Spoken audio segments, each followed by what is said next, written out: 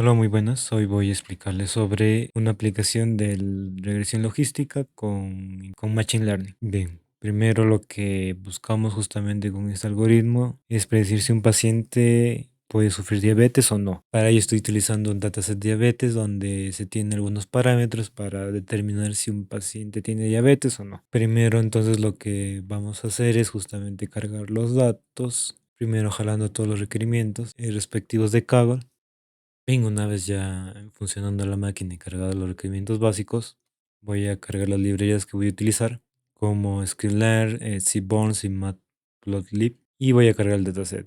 Luego empiezo a explorar los datos y hay datos que son como la glucosa, la presión sanguínea, el tema de si está siendo administrada insulina, el índice de masa corporal y la edad. Todos ellos, aparte de ellos, con la función de determinar si tiene diabetes o no tiene diabetes. Uno es que tiene diabetes y cero es que no tiene. Bien, lo primero que observo es si hay datos nulos y veo que no hay. Luego quiero ver el tema de cuántos datos únicos hay y observo que donde más variación hay es justamente es en la Diabetes Pedigree Function. Y bueno, el Diabetes Pedigree Function es un indicador donde ve de acuerdo a sus familiares anteriores, ya sean familiares cercanos o lejanos, cómo va avanzando el tema de la diabetes, si lo ha contraído, si es más propenso a contraerla y todo ello. El cual también es una forma de poder predecir si va a tener diabetes o no va a tener diabetes en ese momento o a futuro. Y como esto puede variar por persona, es el tema de que muestra bastante variación.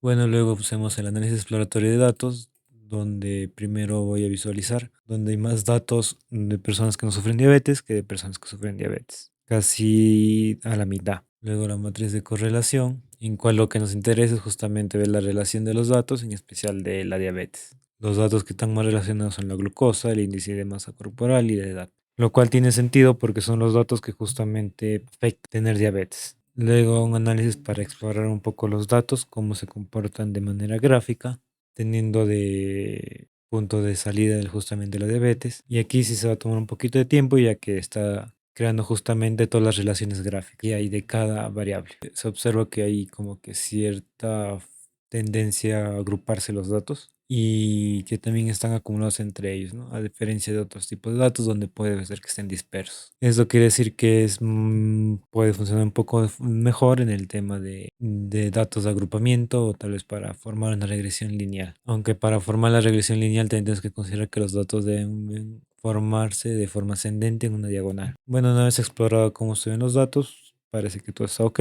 Así que simplemente le damos a ya agrupar los datos en las variables X y Y. Hacemos un escalamiento de los datos para obtener un mejor resultado y lo que hacemos justamente es el entrenamiento del modelo. Después de hacer el entrenamiento del modelo, hacemos la evaluación, que es la parte más importante. Acá tengo un error de tipeo, en donde lo que observamos es justamente en la matriz de confusión que hay mayor cantidad de falsos negativos que de falsos positivos. Vemos que tiene una precisión de 82%. Ahora sí corregido, me había olvidado que se había borrado la clasificación de reporte, que es algo muy importante, ya que nos permite justo ver la precisión, el recal, el F1 score y el support. Y bueno, vemos que justamente donde más tiene es en los falsos negativos que en los falsos positivos. Y lo donde más se va a entender justamente es aquí en la precisión y la recal. En tema de precisión ve que haya una mayor tendencia a falsos positivos y que no caigan los falsos negativos. Falsos negativos se refiere a predecir un dato, en este caso una persona que no tiene diabetes a una persona que tenga diabetes. Y con una persona que no tiene diabetes lo pone como una persona con diabetes. Y esto puede ser un problema si no se aplica correctamente.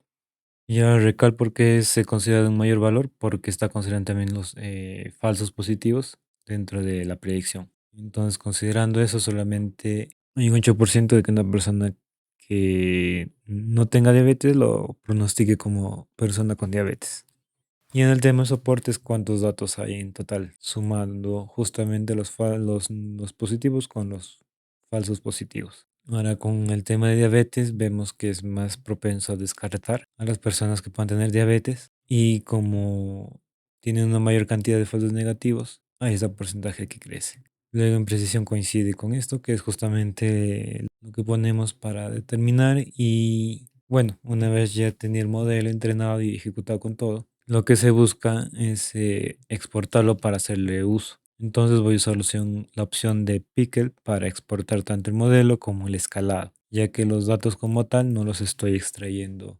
No, no están de forma como se están cargando, sino que han sufrido una transformación para poder procesarlo mejor en el algoritmo. Por eso cuando voy a darle a la función xtrain me marca solamente un montón de números en decimales o bastantes pequeños. Y eso se debe al escalado. Entonces vamos a la exportación de estos y se va a ver que aquí en la salida, bien, ya una vez ejecutado, no sé qué ha pasado, así que lo reinicié para volverlo a ejecutar y me generó justamente esos dos archivos pequeños, y que como los modelos han consumido poca data, la exportación de estos pesan bytes, pero mientras más grandes en entrenamiento, más peso va a tener los modelos.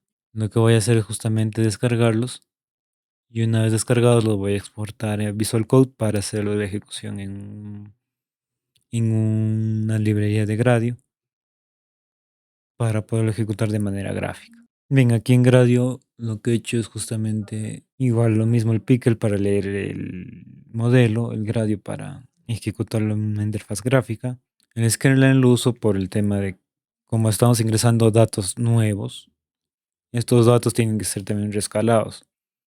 Y para ello necesito usar las funciones de estándar scalar. Y ese scalar tiene que ser leído ya previamente para hacer ese ejecución. Entonces primero lo que hacemos es cargar tanto el modelo PKL como scal PKL, que están colocados directamente en el mismo regresión logística.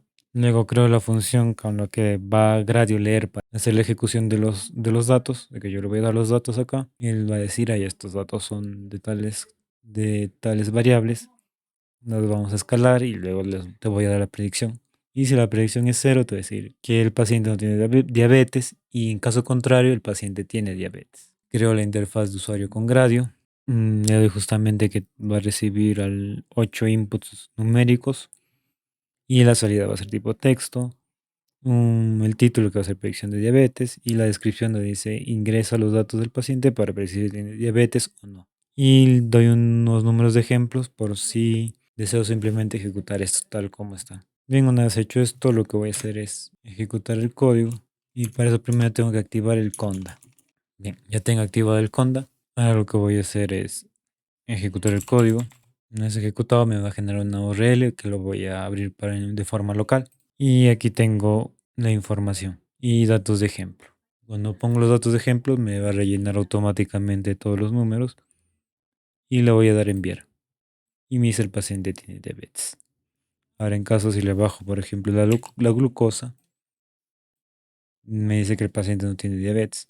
Y eso es porque el modelo ya está entrenado y bajo ciertos parámetros, si lo voy aumentando o disminuyendo, va a decir que el paciente no tiene diabetes o sí. En cambio, si tengo una glucosa de 100 y tal vez un índice de masa corporal de 40, puede decir que el paciente tiene diabetes, pero si lo bajo tal vez a 20, me dice que no tiene diabetes. Entonces todo va variando de acuerdo a estos parámetros numéricos que se van ingresando. Y esto es justamente lo que se puede hacer mezclando Machine Learning con las funciones de Gradio. Eso sería todo por el video de hoy, así que hasta luego, chau chau.